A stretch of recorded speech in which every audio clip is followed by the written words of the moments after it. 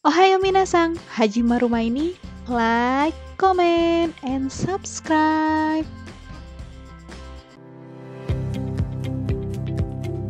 Nah guys, kali ini aku masih bahas tentang PT Minori nih guys. Banyak banget yang harus kita kulik-kulik ya guys. Oke, kali ini aku akan bahas tentang berapa lama pendidikan di PT Minori dan fasilitas-fasilitas apa saja yang akan didapatkan. Nah, ini pasti jadi salah satu yang bikin kalian penasaran kan? Oke, langsung kita cus aja. Berapa lama pendidikan di PT Minori dan fasilitas-fasilitas apa saja yang akan didapatkan? Nah, pendidikan di PT Minori selama 4 sampai dengan 8 bulan. Disesuaikan dengan permohonan dari user di Jepang.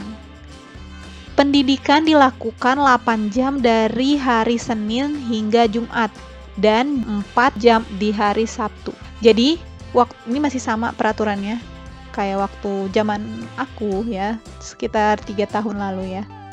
3 tahun lalu apa 6 tahun lalu, pokoknya sekitar beberapa tahun yang lalu. Jadi masih sama peraturannya itu. Kalau di Minori itu banyak yang nanya, Kak berapa lama sih asrama, kok yang itu lama, kok yang ini cepet Kak, kok kamu lama, kok yang itu cepet. Nah, itu kita nggak bisa nentuin karena lamanya kita menunggu itu tergantung perusahaan guys. Kita mau pasrah aja walaupun kayak udah pasti mau berangkat ke Jepang, tapi kalau perusahaannya belum memproses kita ya, kita bisa apa? Nggak bisa apa-apa kan. Semuanya itu sesuai dengan permintaan perusahaan guys. Nah, jadi nggak usah membanding-bandingkan diri kita dengan orang lain karena perusahaan kita memang berbeda. Jadi ya begitu ya.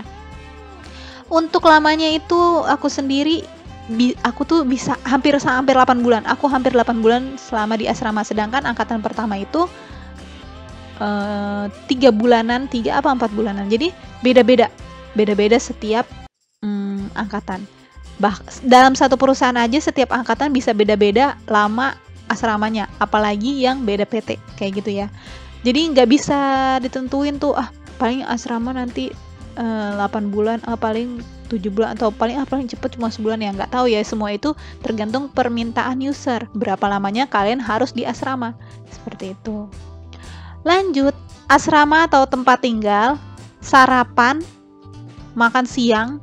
Oh ya, kita bahas, aku juga mau bahas tentang jamnya. Kan kita udah bahas berapa bulannya, nah sekarang bahas jam pendidikan yang dilakukan di Minori. Nah, kita itu emang full dari Senin sampai Sabtu berada di Minori. Nih setahu aku ya, kalau angkatan aku dulu boleh pulang hari Minggu.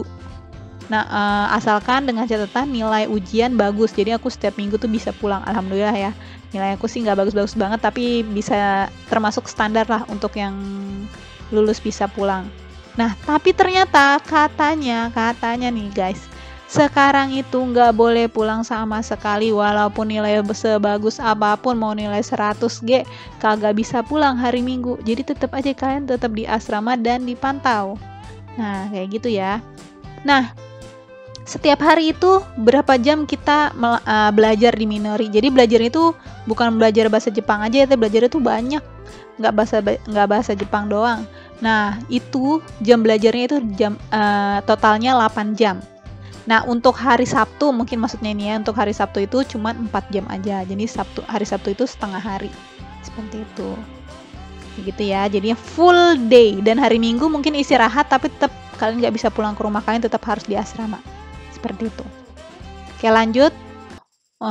Selama di pendidikan itu kalian mendapatkan asrama atau tempat tinggal, sarapan pagi, makan siang, uang saku tiap bulannya akan diberikan selama pendidikan, bahkan uang persiapan keberangkatan untuk pembelian koper, bahkan makan dan sebagainya juga akan diberikan saat mendekati keberangkatan. Wah, gila banget guys. Dulu zaman aku tuh nggak kayak gini ya. Zaman aku, jadi dulu mah ya nggak ada nih kayak gini, aku tuh modal sendiri. Jadi untungnya BPJ udah nyairin BPJS tuh, udah aku nyairin BPJS, jadinya aku ada persediaan untuk berangkat ke Jepang. Nah, ini sih udah enak banget fix yang sekarang, udah nggak mikirin apa-apa. Sarapan pagi dapet, tapi kayaknya berarti makan malam nggak dapet ya ini. Berarti, tapi kan kalian dapat uang saku di sini. dapat uang saku. Ya Allah, enak banget sekarang udah dapat uang saku juga. Terus bahkan uang untuk persiapan keberangkatan dan untuk pembelian koper juga disediain. Ya ampun, ini sih udah enak banget. Fix kalian harus masuk Minori dan harus lulus. Ini sih udah enak banget. Kalau aku dulu tuh nggak kayak gini. Asrama sama sarapan kayaknya nggak dapet. Sarapan dapat tapi dari bukan dari pihak Minori, tapi dari asrama kita piket ya. Ini aku nggak tahu ini sarapan paginya dari Minori atau termasuk yang piket gitu. Piket masak. Jadi nanti selama asrama juga ada kegiatan piket masak kayak gitu ya. Terus dapat uang saku juga. Ini sih udah oke dan kece banget ya. Kalian nggak perlu mikir apa-apa, cuma tinggal belajar aja. Kalau dulu tuh masih kepikiran. Dulu aku waktu di Minori sempet kerja di Watari ya. Dulu aku sebenarnya di Minori tuh sempat kerja di Watari setiap hari Rabu. Nah itu lumayan aku dapat uang saku dari situ. Jadinya aku tuh lumayan kayak ya main lah setiap hari Rabu nggak belajar. Tapi di Watari. Jadi aku waktu itu Watari itu masih di Bekasi Timur apa Bekasi Barat ya, aduh lupa pokoknya gitu deh. Masih di Bekasi Barat kayaknya. Masih di Bekasi Barat apa Timur sih, lupa, kayaknya Timur apa ya, pokoknya gitu deh.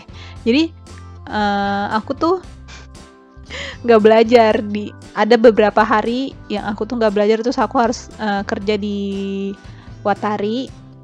Lanjut berikutnya, ini sudah enak banget. Lanjut berikutnya, fasilitas yang akan kalian dapatkan yaitu tentunya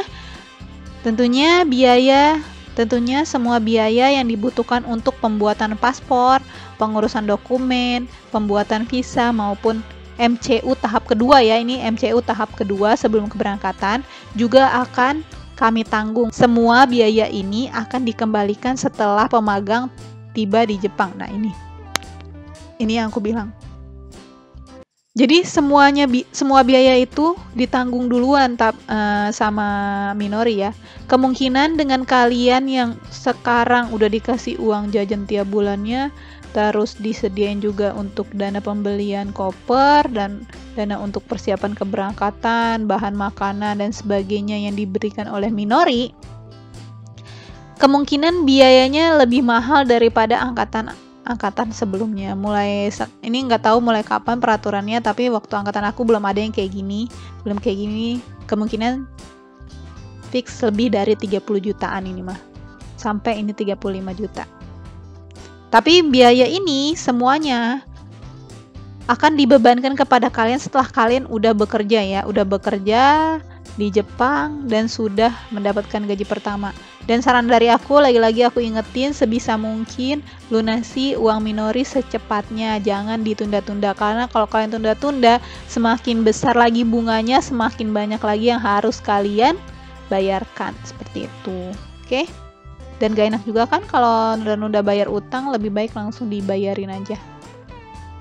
Nah ini fasilitas-fasilitas yang kalian terima jika kalian magang ke Jepang melalui PT Minori, seperti itu. Nah ini MCU tahap kedua ya. Jadi MCU itu ada 2 kali. Yang di video sebelumnya aku jelasin tentang biaya MCU. Nah biaya MCU itu biaya sebelum kalian lulus. MCU itu tes tahap 2 ya, tes tahap 2 sebelum kalian masuk asrama. Sedangkan MCU ini yang biayanya ditanggung Minori itu MCU-nya sebelum berangkat ke Jepang. Jadi kan udah di asrama, seperti itu. Dan ini biayanya ditanggung Minori. Jadi kalian nggak perlu mempersiapkan biaya begitu besar ya untuk berangkat ke Jepang. Begitu. Nah, gimana nih informasi dari aku? Apakah bermanfaat? Dan kalau kalian suka videonya, jangan lupa like, komen, dan share ke teman-teman kalian.